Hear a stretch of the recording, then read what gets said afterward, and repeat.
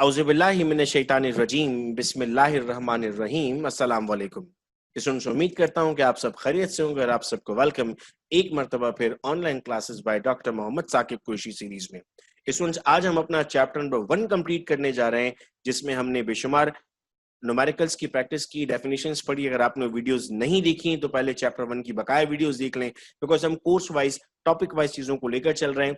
पिछले video lecture में हमने वॉल्यूम रिलेशनशिप पढ़ा था। आज इसका एक रिवीजन मैं आपको करवा देता हूं और लिमिटिंग रिएक्टेंट का न्यूमेरिकल मैं आपको करवाता हूं और चैप्टर नंबर 1 हमारा इंशाल्लाह कंप्लीट हो जाएगा। तो हमारे पास क्वेश्चन आता है, बेटा what volume of oxygen at STP is required to burn 500 dm cube of ethene gas.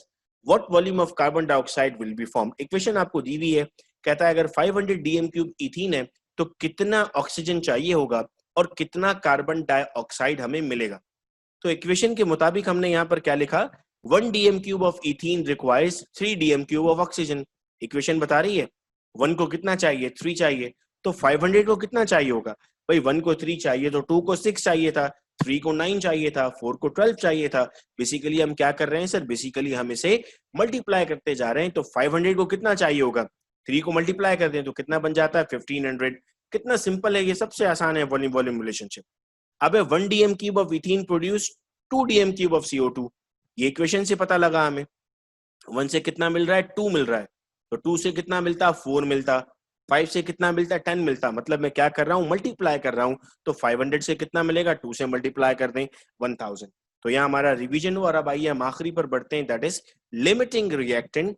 Limiting reactant, अब देखें आपको अगर मास दिया जाए और मास मालूम करना हो तो ये कहलाया था मास मास रिलेशनशिप।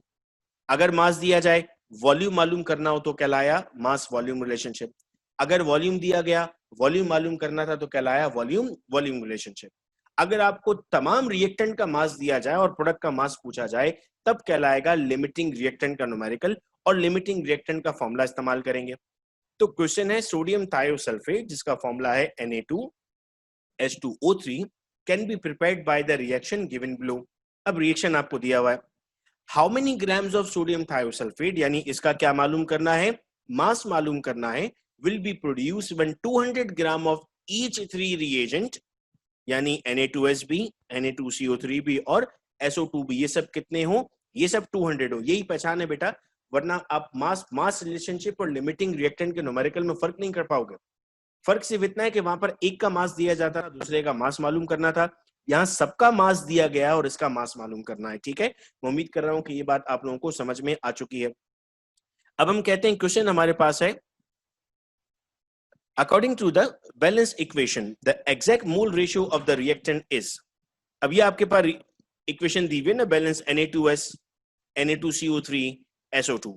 इसमें आपको क्या मोल रेशियो मिल रहा है, 2:1:4। यहां से आप पहचानेंगे अपने न्यूमेरिकल को। देखें जो मैक्सिमम आपके पास मौजूद होगा ना, इससे आपका प्रोडक्ट बना है, जो खत्म नहीं होगा और प्रोडक्ट बना रहा होगा, ये दोनों खत्म हो जाएंगे। चूंकि 4 मैक्सिमम है तो आपके पास जो हाईएस्ट मोल रेशियो आएगा that is responsible for the production of product. ये ट्रिक है इसको समझने की। अगर आप डिटेल मेथड्स में भी जा सकते हैं, उसमें आपको वक्त लगेगा, लेकिन अगर फौरी आपको हल करना है तो सबसे पहले क्या करें, इनके मोल रेशियो ले लें। जिसका सबसे मैक्सिमम होगा वही रिस्पॉन्सिबल होगा प्रोडक्ट बनाने के लिए, तो बाकी आपको सॉल्व नहीं करना पड़ेगा। तो अब इक्वेशन में हम क्या देख रहे हैं सर, इक्वेशन में हम देख रहे हैं कि 4 मोल से 3 मोल बन रहे हैं। तो 1 से कितना होगा सर, 3 को 4 से डिवाइड कर दें तो 1 मोल से मिला 3/4 मोल्स। अब अगर आप SO2 के मोल मालूम करना चाहते हैं तो मोल कैसे मालूम होते हैं sir, mass in gram divided by molecular मास। तो मास इन ग्राम कितना दिया हुआ है सवाल में, 200। मॉलिक्यूलर मास कितना है सर, मैं कैलकुलेट कर सकता हूं, एक सल्फर का 32 है, ऑक्सीजन एक 16 है, 2 32 हो जाएगा तो बन गया 64। 200 divided by 64 is equal to 3.12 moles.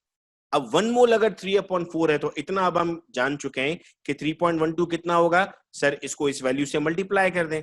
तो आपने क्या किया, आपने 3.12 को मल्टीप्लाई कर दिया 3/4 से, तो आपके पास आंसर आ गया 2.34 मोल्स ऑफ सोडियम थायोसल्फेट। लेकिन बच्चों आपको ये तो नहीं मालूम करना था, आपको तो उसका मास इन ग्राम मालूम करना था। अब फॉर्मूला फिर आपके पास मौजूद है, मोल बराबर है mass in gram divided by molecular mass के। मोल आपके पास है 2.34, मास इन ग्राम आपको मालूम करना था, मॉलिक्यूलर मास है 158, यहाँ डिवाइड हो रहा था वहां मल्टीप्लाई कर दें। अब कुछ बच्चे सोच रहे हैं कि सर ये मॉलिक्यूलर मास कैसे आ जाएगा, तो देखो सवाल में क्या दिया हुआ है, Na2H2O3, इससे मॉलिक्यूलर मास हम कैलकुलेट कर सकते हैं ना, हमने पिछले न्यूमेरिकल्स में पढ़ा है। सोडियम 23 है, सल्फर 32 है, ऑक्सीजन 16 है। जब आप सबको सम करेंगे तो 158 आएगा। इसको मल्टीप्लाई कर दें तो आपके पास आंसर क्या बन जाता है, 369.72 ग्राम्स। ये हमने बड़े शॉर्ट ट्रिक से बेटा इसको सॉल्व किया है, सारे हमने यहाँ पर स्टेप्स लिख दिए हैं। असल पहचानना आपको यहाँ पर था कि ये सवाल मास से था या फिर लिमिटिंग रिएक्टेंट से था। तो यहाँ आकर हमने चैप्टर 1 कंप्लीट किया। नेक्स्ट वीडियो लेक्चर में इंशाल्लाह हम चैप्टर 2 स्टार्ट कर रहे होंगे। बहुत शुक्रिया आप सबका इस वीडियो लेक्चर को सुनने का। अपना बहुत ख्याल रखिएगा आप सब लोग। अल्लाह हाफिज।